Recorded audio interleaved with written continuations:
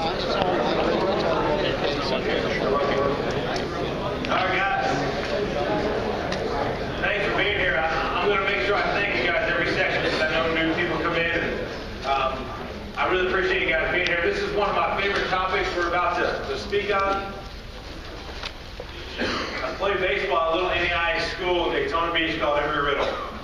And I wasn't good enough to play at Mississippi State, but our coaches, they were maybe some of the best coaches I've ever been around. And we would practice these first and third plays. And when I was thinking about the topics for this weekend, I was thinking, man, I want to talk about something I don't hear a lot of people talk about all the time. I want to share maybe some things that I've been blessed and fortunate enough for people to share with me, and I just want to give back. So like I said last session, if there's anything about any of these plays or you do a different play, please come share with me. This is how we learn too. I'm not done learning. I don't ever want to be. And so if there's anything that is here or I don't talk about or something you guys do that you think could add to this, please come share with me. I'm honored and blessed to be here, and I want to continue to learn. What is the definition of a good offense? I remember the day my coach asked us this in college, and I was like the guy, the first one to raise my hand. I'm like, Coach, an offense, a good offense is one that can score more runs than their opponent. I'm like, I was like all bowed up. I'm like, he's like, no, that doesn't mean it's a good offense. What? I was like, Coach, you mean if we just hit like 4 or 5 doubles and hit a couple jacks, and the other team, you know, we throw a two or three hitter? He's like, he called me Nico. He's like, Nico, that's just one day. What about the day you don't hit your jacks? You're not ramming balls in the gap. And he's like, you see, he's like, we want to win a national championship. That was our goal at Embry-Riddle. It's our goal at Mississippi State. And he says, Nico, what about when one day we're going to play for a national championship? And he says, what about when we're facing probably, if that's the case, we're probably going to face the nastiest or one of the nastiest pitchers in the entire country, because we all know pitching and defense is so important. You guys know that.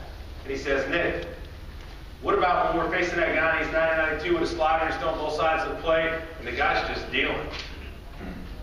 What are we going to do? What if we're not hitting our jacks and doubles? I was like,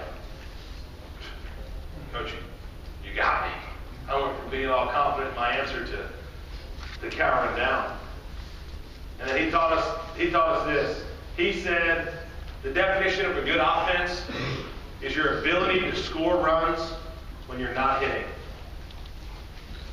He said that's going to be our definition of a good offense, is our ability to score runs when we're not hitting. And that stuck with me. I knew my whole life I wanted to be a coach. I was born in Tarrytown, New York, just up the road. Moved down to a place called Cape Coral, Florida when I was 11 years old. And I remember playing Little League down there, and I was a kid like, you guys know all this. You might have some stuff. So I was like, come on, man, go crazy. I was that dude. Just doing everything. And all the coaches were probably like, shut up. Stop. And all the players used to call me coach from the time I was 5. And when he told me that, I said, I'm never going to forget that. What a get definition of good offense is. So, with that established, here are some of the offensive skills. When we moved from Tarrytown to Cape Coral, Florida, it was one of the first nights my dad worked at General Motors, and he got bought out. We moved down. We moved in with my grandparents. We lived in a little 2-bedroom place. There was 6 in our family. 2 of them, there was 8 of us in this little 2-bedroom little deal. And I'll never forget this. We're trying to figure out what we're going to eat. It was like our first night there. And my dad, in his New York accent, said, hey, you know, what about pizza? So my dad's like, is there any good pizza down here? And my grandfather was like, yeah, there's this place called Hungry Howie's. I don't even know if those are still around anymore. So he says, yeah, let's do that. So we buy like, I don't know, it was like 8 of us. I don't know how many pieces it was. And my dad opened that box. And he looked at my grandfather and he was like, Poppy, he's like, this ain't pizza. And it was like the real little slices. He was like, what happened to the slices where you got to fold and the grease is pouring out and you know you got to do that, dude? He's like, this ain't pizza. It was like, really? And if you're like me, you're like, what the heck does that have to do with offense? is just one slice of the pizza pie. There are so many more slices and so many things to offense that you guys know about. But as a player, my brain was thinking about hitting. That's what I thought about. And as I evolved as a coach, it's made me realize that, man, there's so much more to offense than just hitting. And here's some of them that I believe, and that we talked about our guys at Mississippi State. There's hitting, but then there's also base stealing, which is different than base running, as you guys know. We got some guys who can absolutely fly. I think we have 5 guys that ran a 6.6 or below in our program. 5 of them. They could be great base stealers. Our first baseman is 6'5 or 6'6. I think he's 272 pounds. My man Wes Ray is not going to be a good base stealer. He's just not. But he could be a good base runner. They're different. As a player, I didn't separate the two. There's back control skills. You guys know all this. There's situational hitting, there's short game, and there's strike zone discipline. Some of this stuff I'm going to talk about in some of my other talks. But I just thought I'd share that with you. Just kind of the concept as a player. I didn't get that. And I think I'm slowly starting to figure that out as a coach. Typically, most of our first and third plays are done with 2 outs. It doesn't have to be. The score, the out, the inning, the field conditions, the pitcher, the umpire. You guys know all that has something to do with what play or whether or not you're going to put it on. But we typically do them with first and third and 2 outs. Here's the thing. Coach Cohen runs our offense. He's from the dugout. I coach third. I'll be moving over from first base to third base this year. And we'll put a first and third play on. And Coach will leave it up to me about what play we want to run, which I think this is kind of neat. And I pretty much have an idea of what play we want to run by the time infield outfield's over. I know you guys know exactly what I'm talking about. When I'm watching infield outfield, and the first thing on a first third play we have to decide is whose hands do we want the ball in? Who are we trying to exploit? So I'm watching infield outfield, I'm looking, I got the little roster. By this point, we've done all our homework with scouting reports. And if you guys are anything like me, I just want to be prepared. I want to just feel like going into the game, I have peace about that I've prepared. I feel like I know their pitchers, I know their team, I know what they're trying to do offensively, I understand what they're trying to do defensively. I want to know the guys they have at the back end of the game. I want to know the guys they have in the midweek. I want to know who their matchup guys are. I want to know all that. So when the time, the heat of the competition comes, just me personally, I have more peace. Now God knows I'm not going to know everything. But I want to be prepared. So when we're watching infield, outfield, I'm watching. Hey, is that a freshman at first base? Boy, that guy throws bad on his double plays. Or man, that second baseman looks out of control. I'm thinking maybe game on the line late in the game, or I want the ball in his hands. Or maybe the shortstop is new, or maybe they had an injury, they had a flip-flop, or maybe the pitcher on the mound is a young guy, and I want it in his hands. I'm constantly trying to figure this out, and by the time the infield outfield's over, I'm already starting to think about what play we're going to run in whose hands we want it in. All right, here's our first play we're going to talk about. It's called a pull-up play. A lot of people call it a steal stop. It's basically with a runner at first. Remember, it's first and third. Let's just say 2 outs for this example. I have some video, but as you guys know, it's hard to find video of some of this stuff. We're just going to put a regular steal on. A lot of times we'll do first and third plays with 2 strikes. Sometimes we don't. But we're going to ask our guy to steal, run at first base to steal, and stop about halfway. A lot of you guys call it a steal stop. I'm going to call it a pull-up. The base runner's job at first base is to understand the athleticism of the infielders. Because as you guys know, once he pulls up, it now becomes into a little rundown deal. He needs to know the athleticism of each guy on the field in order for this to work. Because our bigger first baseman, for example, believe it or not, this guy can really run for a big guy. He played football, he was an offensive lineman. It was kind of neat to hear the stories about him talking about Nick Saban and Les Miles and Dan Mullen all coming to do in-home visits and all those guys and their different personalities. But that's for another talk. But he's a pretty good athlete, but he's not going to be as good as our middle guys. Our middle guys can really run. So that base runner needs to know, hey man, I can get closer to that first baseman than I can those other guys because they have a greater chance in running me down. So that's what we're talking about, the athleticism. And his head's the entire time needs to be on a swivel. He needs to know when I'm pulled up, where's my first baseman, where's the ball, where's the infielder, where's everything. His head's going to be on a swivel. So those are a couple of things that we're going to talk to our runner at first base on. Okay, if we're going to run a pull-up play, and we want it in the shortstop or second baseman's hands, whoever's going to cover. our runner at third, we're going to call this a read play. So basically, he's going to wait for the catcher to throw the ball all the way through to the middle guy. If it goes all the way through, we don't tell them, we'll predetermine whether we want him to take off at release or just let it go through. It's like a yellow. So a green or yellow. If we tell our guy, hey man, you're in a yellow here, he knows that the ball's going to go all the way through, and he's going to let the rundown happen. Does that make sense? So he's going to let the rundown happen. So we'll just, it's predetermined. We got a first and third play on it, it's a pull-up, we're going to read, he's going to let the ball go through, or we can just say yellow, and he's going to allow this rundown to happen.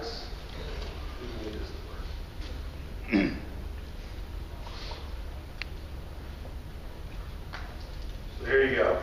He's throwing it through. We got our base runner. He's stopping right in the middle. He's going to let the ball go through, and now his head needs to be on a swivel. You can kind of see he's going to try to bait. Okay, I'm not going to do first and third defense. I'm not going to tell you how to defend it. I don't want to give that away. I'm only going to do offense here. Well, I would do our deal a little different here. But his head's on a swivel. He's anticipating. He's enticing him, and there's our run. So if we want it in that guy's hands, that's what we're going to do. We're going to call it yellow. We're going to let it go right through, and that runner at third is going to wait. Now, once that catcher lets the ball go, we're going to talk to our guy at third base. Once he releases the ball, he's just going to slowly start creeping. He's going to start creeping. He's going to start creeping. If some guys feel more athletic, they want to just kind of bounce and move, they can do it. And then once they get to basically the point of no return, or there's a pump fake, or whatever, they feel like, hey, I got to sell out here, or that infielder, for that particular reason, that infielder's out of control. That infielder's running full speed. There is, I don't want to say no way, but there's a really good chance that guy's not going to be on his full sprint, set, turn his feet, throw the guy out of the plate. So they're going to cheat. Once he feels like that guy is in a position where he's not going to be able to make a good throw and deliver maybe a strike to the plate, he's going to take off. One more time, let's watch this. The guy at third base is cheating. Watch this middle guy. He's out of control. There's no way. And that's what's going to happen.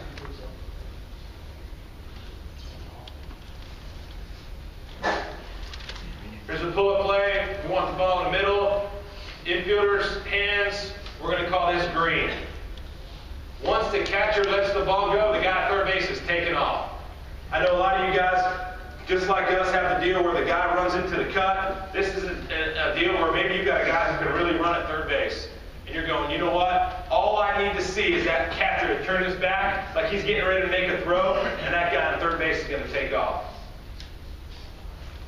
You can wait till he releases it if you're afraid of the full-on fake, or you can go once he turns his back, totally up to you.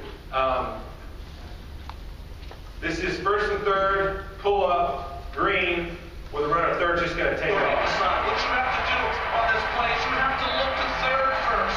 You have to look the runner back at least with one glance, and then you can proceed to second. He never looked at the runner, proceeded straight to second base. As soon as Andrew saw that he did not look at him, he kicked out that. Guys, that crushed me. That was against the Yanks. That crushed me.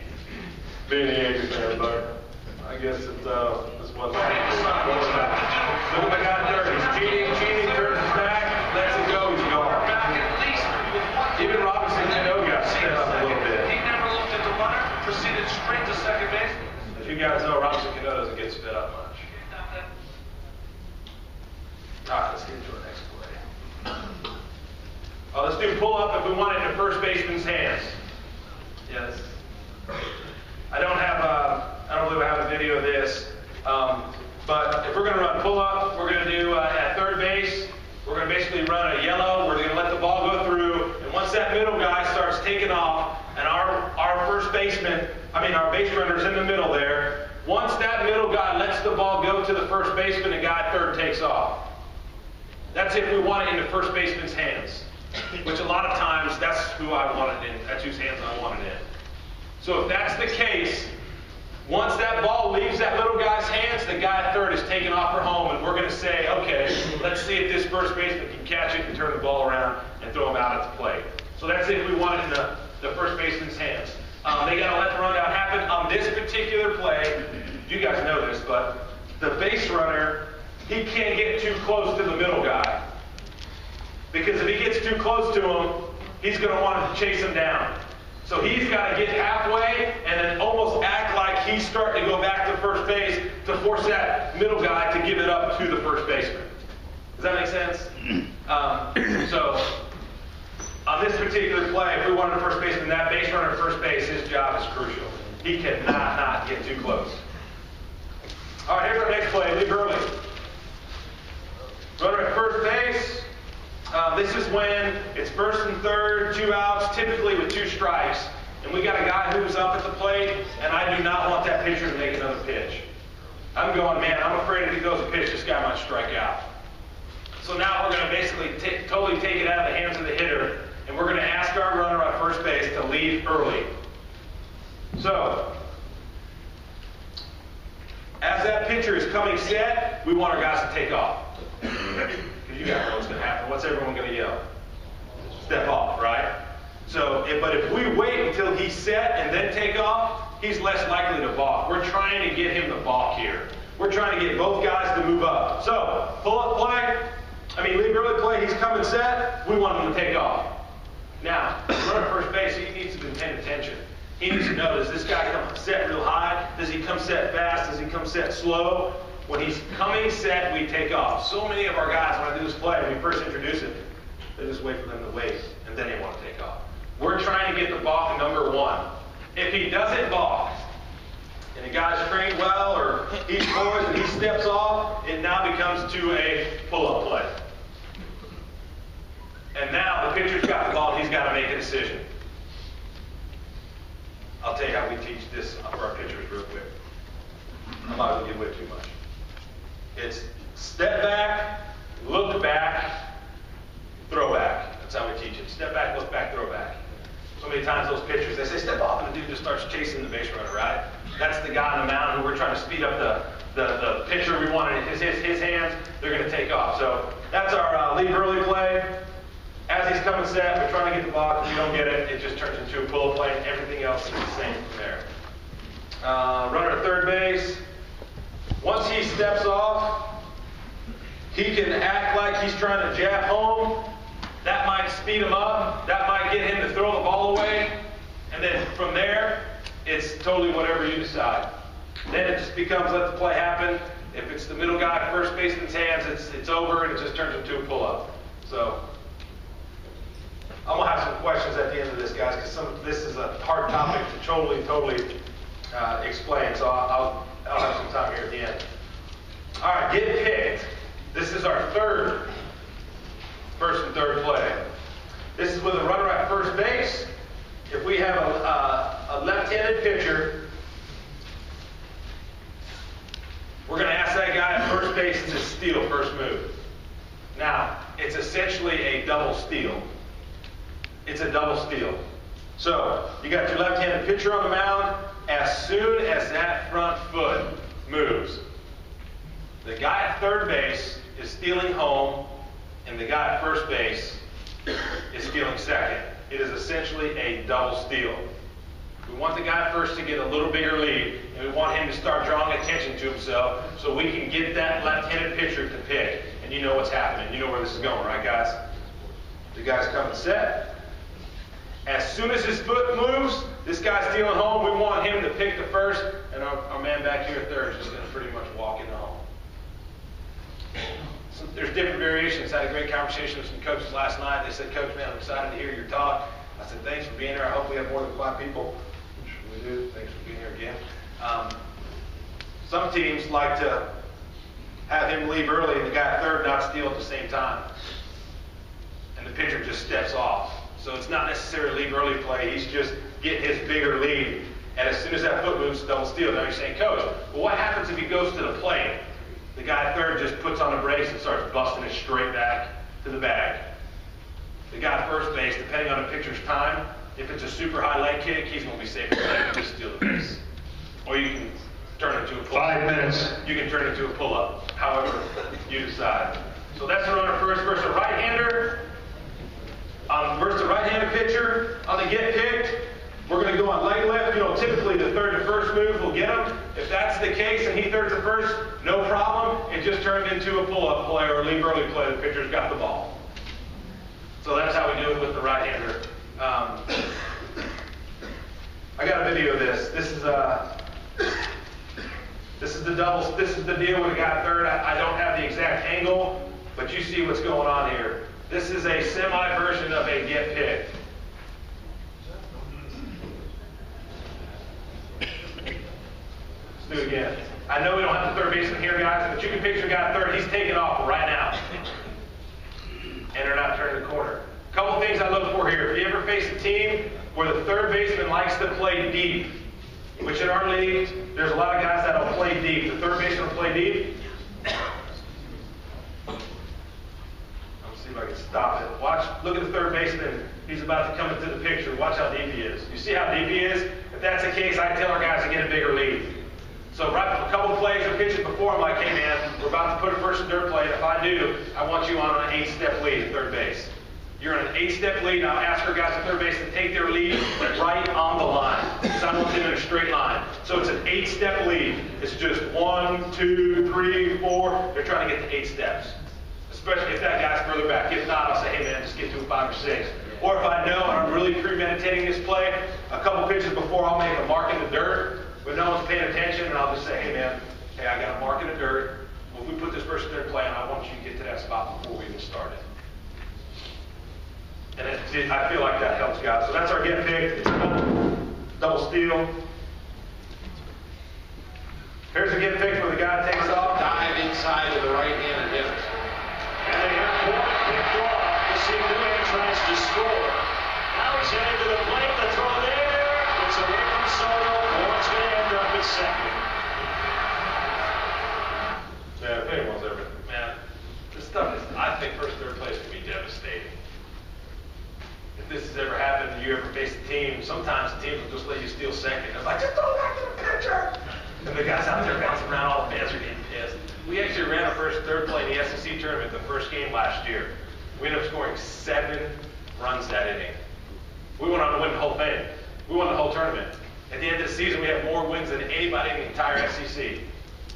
I'm not saying it's because of first and third play, but boy, did our guys feel like they took something from them. They're like, ha, yeah, you guys know the feeling, right? Like, 2 minutes. got you. I don't know, I'm not saying that's why we won, but boy, I'm sure that helped a little bit. By the way, that team we beat ended up going 0-2 in a conference tournament, and they ended up in Omaha. We did. So. That's it. Guys, if you have any questions, I hope you enjoyed it. I hope you got some out of it. If you have anything to add to these couple